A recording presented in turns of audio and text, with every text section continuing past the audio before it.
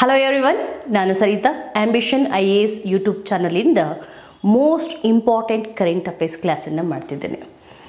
ಇದು ಮುಂಬರುವಂತಹ PSI ಮತ್ತು CTA ಎಕ್ಸಾಮ್ಸ್ಗೆ ಜೊತೆಗೆ ಇನ್ನು upcoming group C exams, KS prelims ಕೂಡ ಇದು ಹೆಲ್ಪ್ ಆಗುತ್ತೆ. ಸೊ ಒಂದಿಷ್ಟು ಟಾಪಿಕ್ಸ್ನ 3 ಮ್ಯಾರಥಾನ್ ಕ್ಲಾಸಸಲ್ಲಿ ಕೊಡ್ತೀನಿ. Okay, one liners important classes, Karnataka current affairs ಒಂದು ಕ್ಲಾಸು, ಮತ್ತು ನ್ಯಾಷನಲ್ ಇಂಟರ್ನ್ಯಾಷನಲಿಂದ ಒಂದು ಕ್ಲಾಸು. ಸೊ ಆಲ್ಮೋಸ್ಟ್ ಒಂದು 3 ಅವರ್ಸ್ ಸೆಷನ್ ಇರುತ್ತೆ. ಈಗ ಒಂದು ಇಂಪಾರ್ಟೆಂಟ್ ಅನೌನ್ಸ್ಮೆಂಟ್ ಇದೆ. ಏನಂದರೆ, ಒಂದು ವರ್ಷದ ಪ್ರಚಲಿತ ವಿದ್ಯಮಾನಗಳು ನಿಮಗೆ ಒಂದು ಪುಸ್ತಕದಲ್ಲಿ 250 ಪೇಜಸಲ್ಲಿ ಕವರ್ ಆಗ್ತಾ ಇದೆ. ಈ ಪುಸ್ತಕ ನಿಮಗೆಲ್ಲ January 10th ಮಾರ್ಕೆಟಲ್ಲಿ ಸಿಗ್ತಿದೆ. 2023 Jan 1 2023 December 31 ಕವರ್ ಮಾಡಿದ್ದೇನೆ. ಓಕೆ, ನಿಮಗೆ ಟ್ರೆಂಡ್ ಗೊತ್ತೇ ಇದೆ. ರೀಸೆಂಟ್ ಪಾಸ್ಟ್ ಒಂದು 15 ಡೇಸ್ ಹಿಂದಿನ ಕರೆಂಟ್ ಅಫೇರ್ಸ್ ಕೂಡ ಕೇಳ್ತಿರ್ತಾರೆ. ಓಕೆ, ಓವರಾಲ್ ಒಂದು ವರ್ಷದ ಕಂಪೈಲೇಷನನ್ನು 250 ಪೇಜಸ್ಗೆ ಬಟ್ಟಿ ಇಳಿಸಿ ಕ್ರೋಢೀಕರಿಸಿ ಕೊಟ್ಟಿದ್ದೀನಿ. ಇದು ಅರವಿಂದ್ ಇಂಡಿಯಾ ಪಬ್ಲಿಕೇಶನಲ್ಲಿ ಈ ಪುಸ್ತಕ ಬರ್ತಾ ಇದೆ. ಕ್ಷಿಪ್ರ ಅವಲೋಕನ ಎಂಬಂತಹ ಟೈಟಲನ್ನು ಹೊಂದಿದೆ. ಇಂಟ್ರೆಸ್ಟೆಡ್ ಕ್ಯಾಂಡಿಡೇಟ್ಸ್ ಈ ನಂಬರ್ಗೆ ವಾಟ್ಸಪ್ ಮಾಡಿ, ಬೇಕಾಗಿರೋರು ಈ ನಂಬರಿಗೆ ಟೆಕ್ಸ್ಟ್ ಮಾಡಿದ್ರೆ ಅಥವಾ ಮೆಸೇಜ್ ಮಾಡಿದ್ರೆ ನಿಮಗೆ ಡೀಟೇಲ್ಸ್ ಸಿಗುತ್ತೆ. ಈಗ ಫಸ್ಟ್ ಸೆಷನಲ್ಲಿ ಯಾವೆಲ್ಲ ಟಾಪಿಕ್ಸನ್ನು ಡಿಸ್ಕಸ್ ಮಾಡ್ತಿದ್ದೀವಿ ಅಂತಂದರೆ, ವರ್ಲ್ಡ್ ಹೆರಿಟೇಜ್ ಸೈಟ್ಸ್, ಓಕೆ, ವಿಶ್ವ ಪಾರಂಪರಿಕ ತಾಣಗಳು, ಆಸ್ಕರ್ ಅವಾರ್ಡ್, ಆಸ್ಕರ್ ಪ್ರಶಸ್ತಿ, ನೋಬೆಲ್ ಅವಾರ್ಡ್, ವುಮನ್ ರಿಸರ್ವೇಷನ್, ಮಹಿಳಾ ಮೀಸಲಾತಿ, ಗ್ಲೋಬಲ್ ಹಂಗರ್ ಇಂಡೆಕ್ಸ್, ಜಾಗತಿಕ ಹಸಿವಿನ ಸೂಚ್ಯಂಕ, G20, new Sansad Bhavan, election bond, air pollution, ವಾಯು ಮಾಲಿನ್ಯ, ಹಾಲ್ ಆಫ್ ಫೇಮ್, GI ಟ್ಯಾಗ್ಗಳು, next BRICS summit, SCO summit, grand slams ಎಲ್ಲ ಕೂಡ ಆಸ್ಟ್ರೇಲಿಯನ್, ಫ್ರೆಂಚ್, US, ವಿಂಬಲ್ಡನ್ ಎಲ್ಲ, global innovation index, world cup, Asian games, then Chandrayaan, Adityayaan, Gaganyaan, Padma awards, Israel Palestine issue. I am going to cover in this session most important topics. You can expect question because high probability of getting question from these topics. ಇದೇನು ನಾನು ಹಿನ್ನೆಲೆ ಹೇಳೋದಿಲ್ಲ, background ಹೇಳಲ್ಲ, history ಹೇಳೋದಿಲ್ಲ, so ಜಾಸ್ತಿ ಹೇಳೋದಿಲ್ಲ, ಬರೀ facts ಕೊಡ್ತೀನಿ. ಆ ಟಾಪಿಕ್ಗೆ ಸಂಬಂಧಿಸಿದಂತಹ ಫ್ಯಾಕ್ಟ್ಸ್ ಕೊಟ್ಕೊಂಡು ಮುಂದೆ ಹೋಗ್ತಾ ಇರ್ತೇನೆ. Yes, welcome to this.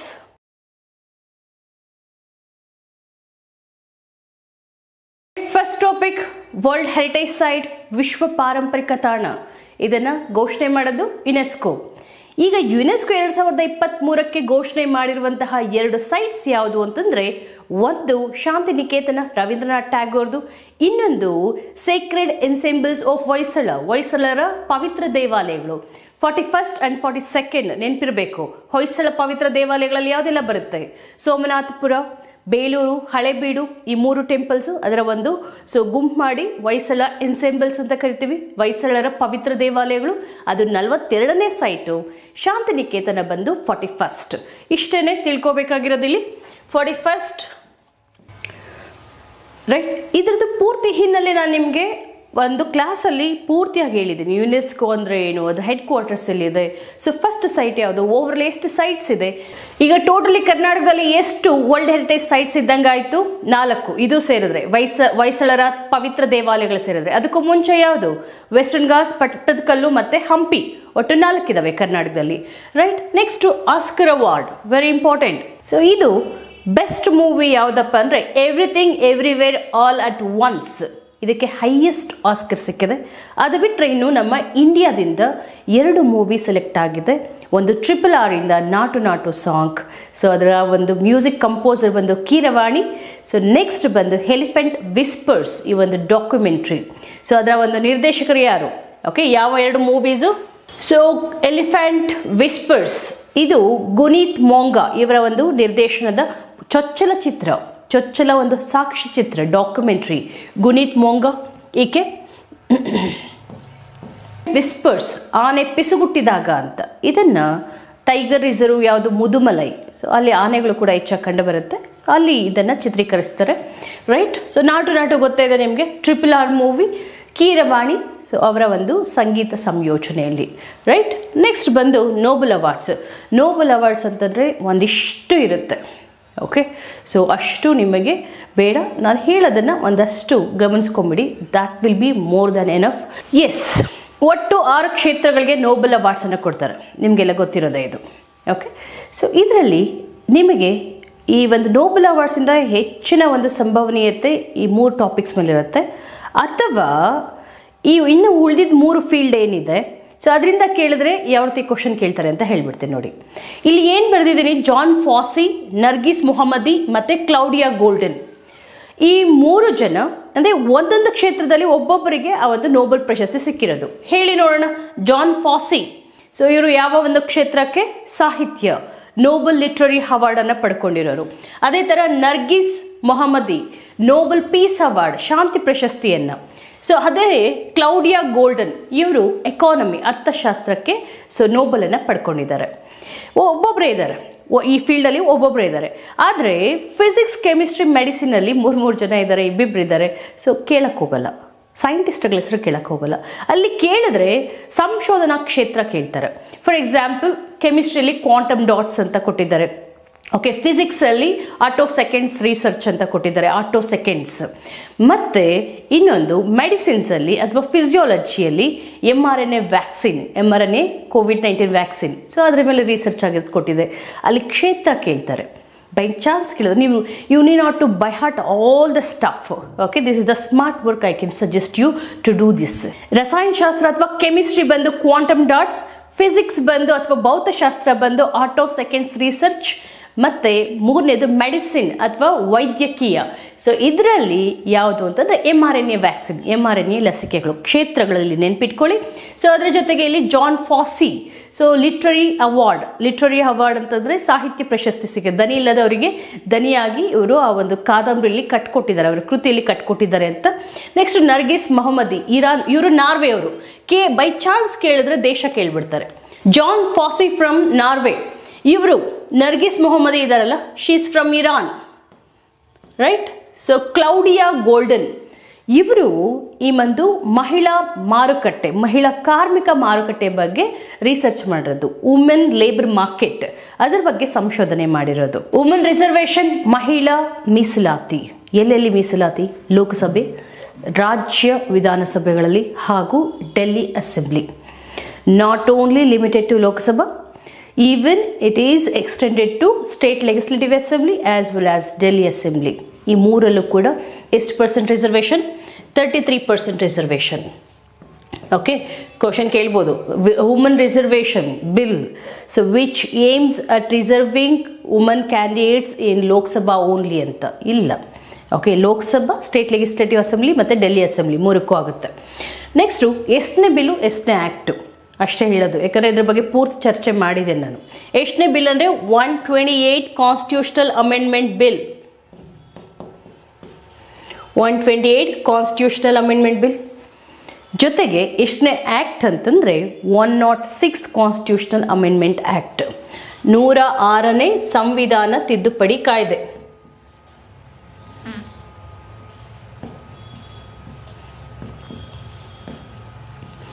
Okay, 33% reservation.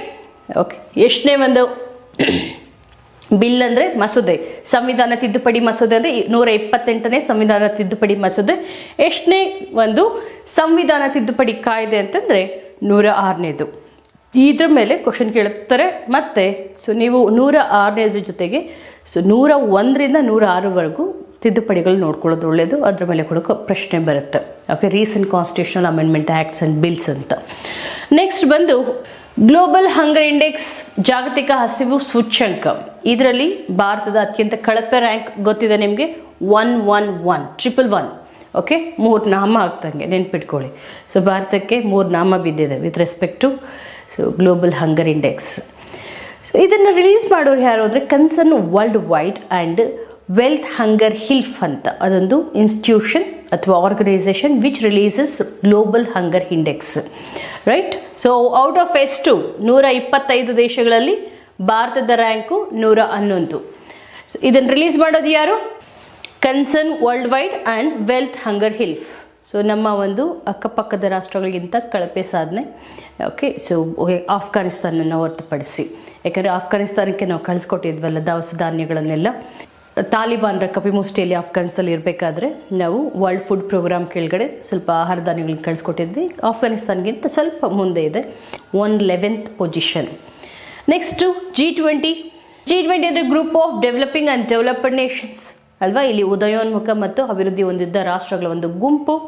Correct. ಈ ಸರಿ ಈ G20ಗೆ ಸೇರಲ್ಪಟ್ಟಂತಹ ಒಂದು ರಾಷ್ಟ್ರ ಯಾವುದು ಅಂದರೆ ಆಫ್ರಿಕನ್ ಯೂನಿಯನ್. ಇಲ್ಲಿ 55 ದೇಶಗಳಿದ್ದಾವೆ, 55 ಸದಸ್ಯರಿದ್ದಾರೆ ಆಫ್ರಿಕನ್.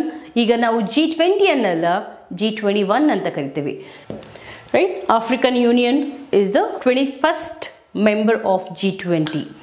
ಸೊ ಕಳೆದ ವರ್ಷ ಆಫ್ರಿಕಾದಲ್ಲಾಗಿತ್ತು, ಈ ಸರಿ ಭಾರತದಲ್ಲಾಗ್ತಿದೆ, ಮತ್ತು ಮುಂದಿನ ವರ್ಷ 2024 ಬ್ರೆಜಿಲಲ್ಲಾಗುತ್ತೆ. ಈ ಮೂರನ್ನು ನಾವು G20 ಟ್ರಯೋಕ್ ಅಂತ ಕರಿತೇವೆ. ಸೊ ಗೈರು ಹಾಜರಾಗಿದ್ದವರು ಯಾರು? ಚೈನಾದ ಪ್ರೆಸಿಡೆಂಟ್ ಬಂದಿರಲಿಲ್ಲ, ಅದರ ಜೊತೆಗೆ ರಷ್ಯಾದಿಂದ ಕೂಡ. ಸೊ ರಷ್ಯನ್ ಹೆಡ್ ಮತ್ತು ಚೈನೀಸ್ ಹೆಡ್ ದೇವರ್ absent for this G20 summit. So ಇನ್ನೂ ಒಂದು ಇಂಪಾರ್ಟೆಂಟ್ ಏನಪ್ಪ ಅಂತಂದರೆ ಥೀಮ್ ಏನದು? 1 ಅರ್ತ್ 1 ಫ್ಯಾಮಿಲಿ 1 ಫ್ಯೂಚರ್. ಒಂದು ಭೂಮಿ, ಒಂದು ಕುಟುಂಬ, ಒಂದು ಭವಿಷ್ಯ, ಅಥವಾ ವಸುದೈವ ಕುಟುಂಬಕಂ, ಇದು ಥೀಮ್ ಆಗಿತ್ತು. ಸೊ ಇದರ ಪೂರ್ತಿ ಡೀಟೇಲ್ಸ್, ಲೋಗೋ, ಇದರ ಒಂದು 28 ಫೀಟ್ ಈ ಒಂದು ನಟರಾಜ ಸ್ಕಲ್ಪ್ಚರ್, ನಟರಾಜನ ಪ್ರತಿಮೆ. ಸೊ ಅದು ಯಾವ ಒಂದು ಸ್ವಾಮಿ ಮಲೈ, ತಮಿಳ್ನಾಡಲ್ಲಿ ಸ್ವಾಮಿ ಮಲೈ ಎಲ್ಲ ಅದನ್ನ ತಯಾರು ಮಾಡಿದ್ರು, ಇಷ್ಟು ಲೋಹಗಳದ್ದು. ಸೊ ಇದೆಲ್ಲ ಕಂಪ್ಲೀಟ್ ಮೈನ್ಯೂಟ್ ಡೀಟೇಲ್ಸ್ ಎಲ್ಲ ಸೊ ನನ್ನ ಪುಸ್ತಕದಲ್ಲಿ ಸಿಗುತ್ತೆ. ಸೊ ಎಲ್ಲಾದರೂ ಕೂಡ 1 ಇಯರ್ ಕರೆಂಟ್ ಅಫೇರ್ಸ್ನ ತುಂಬ ಸಂಕ್ಷಿಪ್ತವಾಗಿ ಸೊ ಅದನ್ನು ಇದರಲ್ಲಿ ಬಟ್ಟಿ ಹಿಡಿಸಿದ್ದೀನಿ.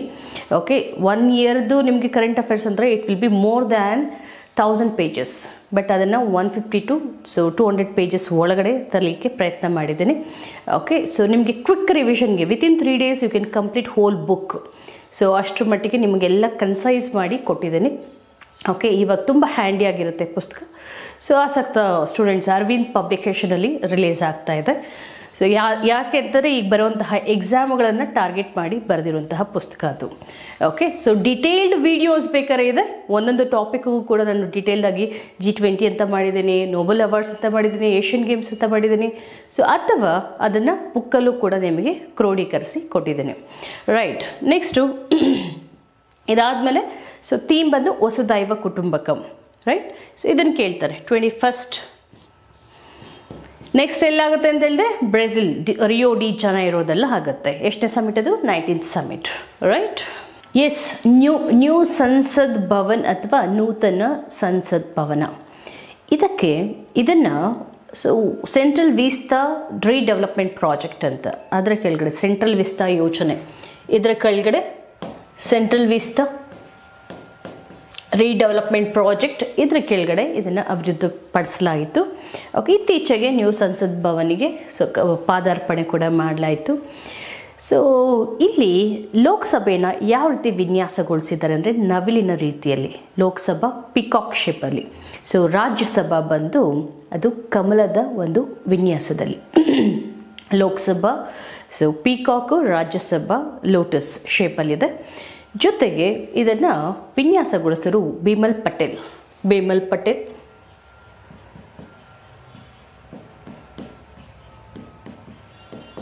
ಸೊ ಇದರ ಒಂದು ಶಿಲ್ಪಕಲೆ ಕೂಡ ಬಹಳಷ್ಟು ಮನಮೋಹಕವಾಗಿದೆ, ಆಕರ್ಷಕವಾಗಿದೆ. ನಮ್ಮ ಬನವಾಸಿಯ ಮಧುಕೇಶ್ವರ ಒಂದು ಚಿತ್ರಗಳಾಗಿರ್ಬೋದು, ಹೊಯ್ಸಳ ಆಗಬಹುದು, ಅಥವಾ ವಿಜಯ ವಿಠಲ ಚಿತ್ರಗಳು, ಇವೆಲ್ಲ ಕೂಡ ಅಲ್ಲಿ ಸೊ ಆ ಕೆತ್ತನೆಗಳನ್ನು ಕೂಡ ನಾವು ಕಾಣಬಹುದಾಗಿದೆ.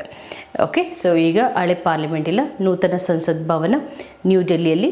ಸೊ ಅದನ್ನು ಯಾವ ಒಂದು ಪ್ರಾಜೆಕ್ಟ್ ಕೆಳಗಡೆ ಸೆಂಟ್ರಲ್ ವಿಸ್ತಾ, ಕೇರಳದಲ್ಲಿ ಲೋಕಸಭಾ ಯಾವ ಶೇಪಲ್ಲಿ ಮತ್ತು ರಾಜ್ಯಸಭಾ ಯಾವ ಒಂದು ಆಕಾರದಲ್ಲಿದೆ ಅಂತ ಕೇಳ್ತಾರೆ.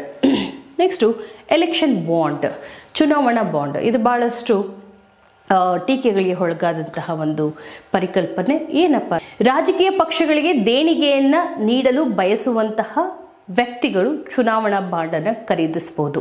ಎಲ್ಲಿಂದ ಖರೀದಿ ಮಾಡ್ಬೋದು? SBI ಬ್ಯಾಂಕಿಂದ. SBI is the sole authority to issue the election bond. Okay, so ಎಷ್ಟು ಡಿನಾಮಿನೇಷನಲ್ಲಿ ಕೊಡ್ತಾರೆ ಅಂತಂದರೆ 1000 ರೂಪೀಸಿಂದ minimum 1000 rupees, maximum 1 crore. Okay, 1000 ರೂಪಿಯಿಂದ 1 crore. ಸೊ ಇದು ಭಾಳಷ್ಟು ಸುಪ್ರೀಂ ಕೋರ್ಟಲ್ಲಿ ಇದರ ಬಗ್ಗೆ ಭಾಳ ವ್ಯಾಜ್ಯ ಇತ್ತು. ಕೇಳಿದ್ರೆ ಇಲ್ಲಿ ಪ್ರಶ್ನೆ ಕೇಳ್ತಾರೆ, ತಿಳ್ಕೊಂಡಿರಬೇಕು. ಏರ್ ತುಂಬ ಸುದ್ದಿಲಿತ್ತು. ಓಕೆ, ಸೊ ಇದರ ಬಗ್ಗೆ ನಾನು ಮಾತಾಡಿದ್ದೀನಿ 1 hour ಅಷ್ಟೇ. ವಾಹನಗಳ ದಟ್ಟಣೆ, ಕಾರ್ಖಾನೆಗಳು ಇವೆಲ್ಲ ಕೂಡ facilitating factors, high population density. So ಅದರ ಒಂದು ಜಿಯೋಗ್ರಫಿಕಲ್ ಫ್ಯಾಕ್ಟರು ಕೂಡ ಏನು ಇಂಟೀರಿಯರ್ ಪೊಸಿಷನ್, ಇಂಟರ್ ಕಾಂಟಿನೆಂಟಾಲಿಟಿ ಅಂತ ಕರಿತೀವಿ. ಅದು ಯಾವುದೇ ಒಂದು ಕರಾವಳಿ ಭಾಗವನ್ನು ಸೊ ಹೊಂದಿಲ್ಲ, ಅರಾವಳಿ ಮತ್ತು ಹಿಮಾಲಯ ತಡೆಗೋಡೆಗಳಾಗಿದೆ. ಸೊ ಹಾಗಾಗಿ no free flow of air ಅಂತ ಹೇಳ್ತೀವಿ. ಸೊ ನ್ಯಾಚುರಲ್ ರೀಸನ್ ಕೂಡ ಇದೆ. ಸೊ ಅಷ್ಟೇ ಅಲ್ಲ, ಅದಕ್ಕೆ ಸುಮಾರು ಇನಿಷಿಯೇಟಿವ್ಸ್ ಕೂಡ ತೊಗೊಂಬಂದರು. ಕ್ಲೌಡ್ ಸೀಡಿಂಗ್ ಮಾಡಬೇಕು ಅಂತ IIT ಕಾನ್ಪುರ್ನ ಒಂದು ಸಹಯೋಗದೊಂದಿಗೆ ಕ್ಲೌಡ್ ಸೀಡಿಂಗ್ ಮಾಡಿ ಪಲ್ಯೂಷನ್ ಇಂಪ್ಯಾಕ್ಟನ್ನು ಸೊ ಕಮ್ಮಿ ಮಾಡಬೇಕು ಅಂತಂದ್ಬಿಟ್ಟು ಅದರ ಜೊತೆಗೆ ಆಡ್ ಈವನ್ ನಂಬರ್ ಪಾಲಿಸಿ ಅಂತ ತಂದರು. ಸೊ ಏರ್ ಕ್ವಾಲಿಟಿ ಇಂಡೆಕ್ಸ್ ಅಂತ ಕೂಡ ಕೊಡ್ತಾರೆ. ಆಲ್ಮೋಸ್ಟ್ 0 ಇಂದ 400ವರೆಗೂ ತೊಗೊಂಡು so severe, very poor, good, average ಈ ಥರ ಕ್ಲಾಸಿಫೈ ಮಾಡ್ತಾರೆ. ಒಂದೊಂದು ಬಣ್ಣ ಕೊಡ್ತಾರೆ. ಅದಕ್ಕೆ ಏರ್ ಕ್ವಾಲಿಟಿ ಇಂಡೆಕ್ಸ್ ಅಂತ ಕರಿತೀವಿ. ಆಮೇಲೆ ಇನ್ನೊಂದು, ಈ ದೆಹಲಿಯಲ್ಲೇ ಈ ಪಲ್ಯೂಷನ್ ಜಾಸ್ತಿ ಆಗ್ತಿರೋದಕ್ಕೆ ಗ್ರೇಡೆಡ್ ರೆಸ್ಪಾನ್ಸ್ ಆ್ಯಕ್ಷನ್ ಪ್ಲ್ಯಾನ್ ಅಂತ ಇದನ್ನು ತಂದಿದ್ದಾರೆ. ಗ್ರೇಡೆಡ್ ರೆಸ್ಪಾನ್ಸ್ ಆ್ಯಕ್ಷನ್ ಪ್ಲ್ಯಾನ್ ಅಂತಂದರೆ ಈ ಒಂದು ದೆಹಲಿಯಲ್ಲಿ ಪಲ್ಯೂಷನ್ ಪೀಕ್ ಲೆವೆಲ್ಗೆ ಹೋದಾಗ so they will take some measures to combat that effect. Okay, so SAFAR ಅಂತ ಒಂದು ಆ್ಯಪ್ ಇದೆ. ಸಫರ್ ಕೂಡ ಏರ್ ಕ್ವಾಲಿಟಿನ ಮೆಷರ್ ಮಾಡಲಿಕ್ಕಿರುವಂತಹ ಆ್ಯಪ್ ಅದು. ಸೊ ಇದನ್ನೆಲ್ಲ ಕೂಡ ನೀವು ಆಡ್ ಈವನ್ ನಂಬರ್ ಅಂತಂದರೆ ಏನು ಅಂತ ಕೇಳ್ತಾರೆ, ಸಮಬೆಸ ಸಂಖ್ಯೆ. ಸೊ ಅದನ್ನು ಡೆಲ್ಲಿ ಗವರ್ನಮೆಂಟ್ ಲಾಂಚ್ ಮಾಡಿರೋದು. ಓಕೆ, ವಾಹನಗಳು ಯಾವ ದಿನ ಒಂದಿನ ಆಡ್ ನಂಬರ್ ವಾಹನ ರಸ್ತೆ ಮೇಲೆ ಬರಬೇಕು, ಇನ್ನೊಂದಿನ ಈವನ್ ನಂಬರ್ ವಾಹನ ರಸ್ತೆ ಮೇಲೆ ಇಳಿಬೇಕು. So that we can minimise the number of vehicles on road ಅಂತ. ಓಕೆ, ನೆಕ್ಸ್ಟ್ ಬಂದು hall of fame award Virender Sehwag ಮತ್ತು ಡಯಾನಾ ಎಡುಲ್ಜಿ ಇವ್ರಿಗೆ ಸಿಕ್ಕಿದೆ. ವೀರೇಂದ್ರ ಸೆಹ್ವಾಗ್.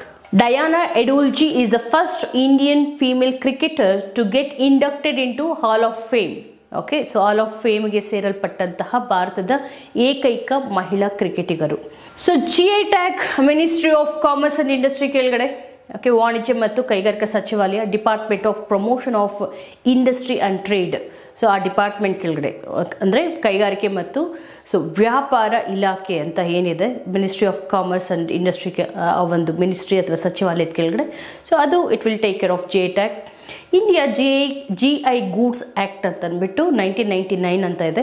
ಸೊ ಅದು WTO ಆ್ಯಕ್ಟ್, ಅದಕ್ಕೆ ಸೈನ್ ಮಾಡಿದೆ. India has ratified it. So India is authorised to have this GI products. Okay, so ಈ ಒಂದು WTOದಲ್ಲಿ ಯಾವುದ್ರ ಕೆಳಗಡೆ ಬರುತ್ತೆ ಅಂದರೆ ಟ್ರಿಪ್ಸ್ ಕೆಳಗಡೆ ಬರುತ್ತೆ. Trade related intellectual property rights. ಒಂದು ಸತಿ GI ಟ್ಯಾಗ್ ಸಿಕ್ತು ಅಂತಂದರೆ it will B valid for 10 years. Okay, so highest GI ಟ್ಯಾಗನ್ನು ಪಡೆದಿರುವಂತಹ ರಾಜ್ಯ ಬಂದು ತಮಿಳುನಾಡು. ಓಕೆ, ಸೆಕೆಂಡ್ ಬಂದು ಕರ್ನಾಟಕ, ದೆನ್ UP. ಸೊ ಕರ್ನಾಟಕದಲ್ಲಿ ಆಲ್ಮೋಸ್ಟ್ 45 GI ಪ್ರಾಡಕ್ಟ್ಸ್ ಇದೆ. ರೀಸೆಂಟಾಗಿ ಕರಿ ಇಷದ್ ಮಾವು ಮತ್ತು ಸೊ ಈ ನಿಂಬೆ, ಯಾವುದು ಹಿಂಡಿ ಲಿಂಬೆ, ಕಾಕ್ಚಿ ಲಿಂಬೆ ಅಂತ ಕರೀತಾರೆ. ಓಕೆ, ಸೊ ಇವೆರಡು ರೀಸೆಂಟಾಗಿ ಕರ್ನಾಟಕದ ಉತ್ಪನ್ನಗಳು. ಇನ್ನೂ ಸುಮಾರು ಉತ್ಪನ್ನಗಳಿಗೆ ಸೊ ಈ GI ಟ್ಯಾಗು ಇತ್ತೀಚೆಗೆ ಸಿಕ್ಕಿದೆ. ಸೊ GI ಟ್ಯಾಗ್ ಯಾವುದಕ್ಕೆ ಕೊಡ್ತಾರೆ? ಅಗ್ರಿಕಲ್ಚರ್ ಪ್ರಾಡಕ್ಟು, ನ್ಯಾಚುರಲ್ ಪ್ರಾಡಕ್ಟು ಅಥವಾ ಮ್ಯಾನುಫ್ಯಾಕ್ಚರಿಂಗ್ ಗೂಡ್. ಓಕೆ, ಕಸೂತಿ ಕಲೆ, ನೈಸರ್ಗಿಕವಾದಂತಹ ಉತ್ಪನ್ನಗಳು, ಕೃಷಿ ಉತ್ಪನ್ನಗಳು ಇವೆಲ್ಲದಕ್ಕೂ ಸಿಗುತ್ತೆ. ಓಕೆ, ಒಂದೇ ಒಂದು ಮಾಂಸದ ಉತ್ಪನ್ನಕ್ಕೆ GI ಟ್ಯಾಗ್ ಸಿಕ್ಕಿದೆ. ಓಕೆ, ಸೊ ನಾನ್ ವೆಜಿಟೇರಿಯನ್ ಒಂದು ಫುಡ್ಗೆ ಸಿಕ್ಕಿದೆ, ಹೈದ್ರಾಬಾದ್ ಹಲೀಮ್ ಅಂತ. ಸೊ ಅದೊಂದು ಮಾಂಸದ ಖಾದ್ಯ, ಅದಕ್ಕೆ ಸಿಕ್ಕಿದೆ. Okay, GI tag. ಸೊ ಇನ್ನು ಉಳಿದಂತೆ ಎಷ್ಟು ಉತ್ಪನ್ನಗಳಿದ್ದಾವೆ ಅದನ್ನು ಸೊ ನಾನು ಡಿಸ್ಕಸ್ ಮಾಡಿದ್ದೇನೆ, ಪುಸ್ತಕದಲ್ಲೂ ಇದನ್ನು ನೋಡ್ಕೋಬೋದು. ನೆಕ್ಸ್ಟ್ ಇನ್ನು ಬ್ರಿಕ್ಸ್ ಬಂದು Brazil, Russia, India, China, south Africa ಈ 5 ರಾಷ್ಟ್ರಗಳಿದ್ವು. ಸೊ ಬ್ರಿಕ್ಸ್ 5 ಅಂತ ಕರಿತಿದ್ವಿ. ಆದರೆ 2024ರಿಂದ ಇದು ಬ್ರಿಕ್ಸ್ 11 ಆಗುತ್ತೆ. ಓಕೆ, ಮೈಂಡ್ ಇಟ್, ಬ್ರಿಕ್ಸ್ 11 2024ರಿಂದ. ಸೊ ಈ ಸರಿ 2023ರಲ್ಲಿ ಎಲ್ಲಿ ನಡೀತು ಇದರ ಒಂದು ಸಮಿಟ್ ಅಂತಂದರೆ it took place in South Africa, Johannesburg. So 5-11 ಆಯ್ತಲ್ಲ, ಇಲ್ಲಿ ಕ್ವಶನ್ ಬರುತ್ತೆ. ಸೊ ಯಾವ್ಯಾವುದು ಅಂತಂದರೆ ಈಜಿಪ್ಟ್, ಇರಾನ್ ಬರ್ಕೊಳ್ಳಿ. ರೈಟ್, ಸೊ ಬ್ರಿಕ್ಸ್ ಎಷ್ಟನೇ ಸಮಿಟ್ ಇದು? 15th 2023ರಲ್ಲಾಗಿದ್ದು 15ನೇ ಸಮಾವೇಶ. ಎಲ್ಲ ಹಿಡಿದು ಸೌತ್ ಆಫ್ರಿಕಾದ ಜೋಹಾನ್ಸನ್ಬರ್ಗ್. ಸೊ 6 ರಾಷ್ಟ್ರಗಳು ಇದರಲ್ಲಿ ಸದಸ್ಯತ್ವವನ್ನು ಪಡೆದಿದೆ. ಸೊ ಇದು ಅಫಿಷಿಯಲ್ ಆಗಿ 2024 ಜನವರಿಯಿಂದ ಇದು ಜಾರಿ ಬರಲಿದೆ. ಯಾವ 6 ರಾಷ್ಟ್ರಗಳು? Iran, Egypt, Saudi Arabia, Argentina and Ethiopia, UAE. Question ಯಾವ ರೀತಿ ಬರ್ಬೋದು ಅಂತಂದರೆ, ಕೆಳಗಿನ ಯಾವ ರಾಷ್ಟ್ರ ಬ್ರಿಕ್ಸ್ ಸದಸ್ಯತ್ವವನ್ನು ಪಡೆದಿಲ್ಲ ಅಂದ್ಬಿಟ್ಟು 3 ಇದನ್ನು ಕೊಟ್ಟು 4ನೇದು ಬೇರೆ ದೇಶ ಆಗ್ತಾರೆ. ಇಲ್ಲಿ ಪೊಟೆನ್ಷಿಯಾಲಿಟಿ ಇದೆ. ಸೊ G20ಗೆ ಸೇರಿದ್ಯಾವುದು? African union. ಸೊ ಬ್ರಿಕ್ಸ್ಗೆ ಸೇರ್ತಾ ಇರೋದು 6 ರಾಷ್ಟ್ರಗಳು. ಇಷ್ಟೇ ಕೇಳ್ಬಿಡ್ಬೋದು, ಎಷ್ಟು ರಾಷ್ಟ್ರಗಳು ಬ್ರಿಕ್ಸಿಗೆ ನೂತನ ಸದಸ್ಯರಾಗಿ ಸೇರಿಕೊಂಡ್ರು ಅಂತ ಅಂದ್ಬಿಟ್ಟು. ಪಾಕಿಸ್ತಾನ ಅರ್ಜಿ ಹಾಕಿದೆ. ಸೊ ಅದಕ್ಕೆ ನಾವು ಹೆಚ್ಚಿನ ಕಿಮ್ಮತ್ತು ಕೊಟ್ಟಿಲ್ಲ, ಬಟ್ ಚೈನಾ ಹತ್ರ ಹೋಗಿ ಮಸಲತ್ ಮಾಡ್ತಾ ಇದೆ. Anyway, okay. ಸೊ ಇನ್ನೊಂದು ನ್ಯೂ ಡೆವಲಪ್ಮೆಂಟ್ ಬ್ಯಾಂಕ್ ಅಥವಾ ಬ್ರಿಕ್ಸ್ ಬ್ಯಾಂಕ್ ಅಂತ ಕರಿತೀವಿ. ಇದು 2014ರಲ್ಲಿ ಅಸ್ತಿತ್ವಕ್ಕೆ ಬಂದಿರೋದು. ಸೊ ಈಗ ಅದರ ಒಂದು ಫಸ್ಟ್ ಒಂದು ಪ್ರೆಸಿಡೆಂಟ್ ಯಾರಾಗಿದ್ರು ಅಂದರೆ ನಮ್ಮ ಕರ್ನಾಟಕದವರಾದಂತಹ KV ಕಾಮತ್. ಈಗ ದಿಲ್ಮಾ ಯೂಸಫ್ ಇದ್ದಾರೆ ಅದರ ಪ್ರೆಸಿಡೆಂಟು. ಓಕೆ, ಫೋರ್ಟಲೇಜರ್ ಕನ್ವೆನ್ಷನ್ ಮೂಲಕ ಈ ಒಂದು ಬ್ರಿಕ್ಸ್ ಅಸ್ತಿತ್ವಕ್ಕೆ ಬಂದಿದ್ದು 2009ರಲ್ಲಿ. Okay, so Shanghai cooperation organisation SCO summit ಇತ್ತೀಚೆಗೆ ನಮ್ಮ ಭಾರತದಲ್ಲಿ ಆಗಿತ್ತು. ವರ್ಚುವಲ್ ಸಮಿಟ್ ಇಂಡಿಯಾದಲ್ಲಾಗಿತ್ತು. Very important. Okay, in India virtual summit took place. Shanghai cooperation organisation ಅಂದರೆ ಗೊತ್ತಿದೆ ನಿಮಗೆ. ಇದರಲ್ಲಿ ಟೋಟಲಿ 8 ಮೆಂಬರ್ಸ್ ಇದ್ದಾರೆ. ಯಾರು? India, China, Uzbekistan, Tajikistan, Kazakhstan, Kyrgyzstan. Okay, ಅದ್ರ ಜೊತೆಗೆ ಇಂಡಿಯಾ, ಪಾಕಿಸ್ತಾನ್. ಸೊ ಒಟ್ಟು ಈ ಒಂದು 8 ರಾಷ್ಟ್ರಗಳಿದ್ದಾವೆ. ಈಗ 9ನೇ ರಾಷ್ಟ್ರವಾಗಿ ಇಂಡಕ್ಟ್ ಆಗಿರೋದು ಯಾವುದು ಅಂತಂದರೆ Iran is 9th member country. ಈಗ ಬೆಲಾರಸ್ ಕೂಡ ಆಸಕ್ತಿ ತೋರಿಸ್ತಿದೆ, ನಾನು ಸೇರಿಸ್ಕೊಳ್ಳಿ ಅಂತ ಹೇಳ್ತಾ ಇದೆ. ಈಗ ಇದು ಮಾತ್ರ ಅಫಿಷಿಯಲಿ ಡಿಕ್ಲೇರ್ ಆಗಿದೆ. ಯಾವುದು? ಇರಾನ್. ಸೊ ಆಮೇಲೆ ಈ ಒಂದು SCO ಕಲ್ಚರಲ್ ಕ್ಯಾಪಿಟಲ್ ಅಂತ ಆಸ್ಥಾನ ಆಲ್ಮಾಟಿ ಬಂದು ಆಸ್ಥಾನದಲ್ಲಿ ಆಲ್ಮಾಟಿ ಅಂತ ಒಂದಿದೆ. ಓಕೆ, ಸೊ ಇದು cultural and tourism capital of Shanghai cooperation organisation. Last year ನಮ್ಮ ವಾರಣಾಸಿಲಿರುವಂತಹ ಕಾಶಿ ಕಲ್ಚರಲ್ ಕ್ಯಾಪಿಟಲ್ ಆಗಿತ್ತು. First ever cultural capital of SCO ಅಂತ. ಈಗ ಸೆಕೆಂಡ್ ಕಲ್ಚರಲ್ ಕ್ಯಾಪಿಟಲ್ನ ಡಿಕ್ಲೇರ್ ಮಾಡಿದ್ದಾರೆ. ಅದು ಯಾವುದು ಅಂತಂದರೆ ಈ ಒಂದು ಆಲ್ಮಾಟಿ ಹತ್ರ. ಓಕೆ, ಸೊ ಆಸ್ಥಾನದ ಹತ್ರ ಆಲ್ಮಾಟಿ ಅಂತ ಅಂದ್ಬಿಟ್ಟು ಅದೊಂದು ಪ್ಲೇಸು, ಅದನ್ನು ಕಲ್ಚರಲ್ ಕ್ಯಾಪಿಟಲ್ ಅಂತ ಕರೆದಿದ್ದಾರೆ. ಶಾಂಘೈ ಬಂದು ನಿಮಗೆಲ್ಲ ಗೊತ್ತಿದೆ. ಸೊ ಬೀಜಿಂಗ್ ಡಿಕ್ಲರೇಷನ್ ಮೂಲಕ 2001-2ರಲ್ಲಿ ಅಸ್ತಿತ್ವಕ್ಕೆ ಬಂದಿದ್ದು. ಇದರ ಒಂದು ಹೆಡ್ ಕ್ವಾರ್ಟರ್ಸ್ ಬಂದು ಬೀಜಿಂಗಲ್ಲೇ ಇದೆ. ಓಕೆ, ನಮ್ಮ ಭಾರತ ಮತ್ತು ಪಾಕಿಸ್ತಾನಕ್ಕೆ 2017ರಲ್ಲಿ ಇದರಲ್ಲಿ ಮೆಂಬರ್ಶಿಪ್ ಸಿಕ್ಕಿದೆ. ಓಕೆ, ಶಾಂಘೈ ಕೋಆಪರೇಷನ್ ಆರ್ಗನೈಸೇಷನ್ ಭಾರತದಲ್ಲಿ ಆಗಿರೋದ್ರಿಂದ ತುಂಬ ಇಂಪಾರ್ಟೆಂಟ್ ಎಕ್ಸಾಮಿಗೆ, ರೈಟ್? ಸೊ ಇನ್ನಷ್ಟು ಟಾಪಿಕ್ಸ್ ಇಲ್ಲಿ ಬರೆದಿರೋದು ಕೂಡ ನೆಕ್ಸ್ಟ್ ಕ್ಲಾಸಲ್ಲಿ ಡಿಸ್ಕಸ್ ಮಾಡ್ತೀನಿ. ಯಾಕಂದರೆ ವಿಡಿಯೋ ಶಾರ್ಟ್ ಆಗಿದ್ದರೆ ಸೊ ನಿಮಗೂ ಬೇಗ ಕ್ವಿಕ್ ಆಗಿ ಕೇಳಲಿಕ್ಕೆ ಇಂಟ್ರೆಸ್ಟ್ ಬರುತ್ತೆ. ತುಂಬ ಲೆಂದಿ ವಿಡಿಯೋ ಆಗಿಬಿಟ್ರೆ so you may lose interest. Okay, ಈ ಥರದ್ದು ಇನ್ನಷ್ಟು ಇಂಟ್ರೆಸ್ಟಿಂಗ್ ಟಾಪಿಕ್ಸ್ನ ತಗೊಂಡು ನಿಮ್ಮ ಮುಂದೆ ಬರ್ತೀನಿ. ಸೊ ನೋಡಿ, ಆನಂದಿಸಿ. ಸೊ ಎಕ್ಸಾಮಿಗೆ ಇನ್ನಷ್ಟು ರಿಗರಸ್ ಆಗಿ ಪ್ರಿಪೇರ್ ಆಗಿ ಸೊ ನಿಮ್ಮ ಯಶಸ್ಸು ನಿಮ್ಮದಾಗಲಿ ಅಂತ ಹೇಳ್ತಾ, ಸೊ ಇದರ ಒಂದು ಕೈಪಿಡಿ ಥರ ಓಕೆ, ಸೊ ಹ್ಯಾಂಡಿ ಬುಕ್ ನಿಮಗೆ ಮಾರ್ಕೆಟಲ್ಲಿ ಲಭ್ಯ ಆಗಲಿದೆ. ಸೊ ಆಸಕ್ತ ವಿದ್ಯಾರ್ಥಿಯರು ಅದನ್ನು ತಗೋಬೋದು. Okay, so I will come up with some more issues in next class.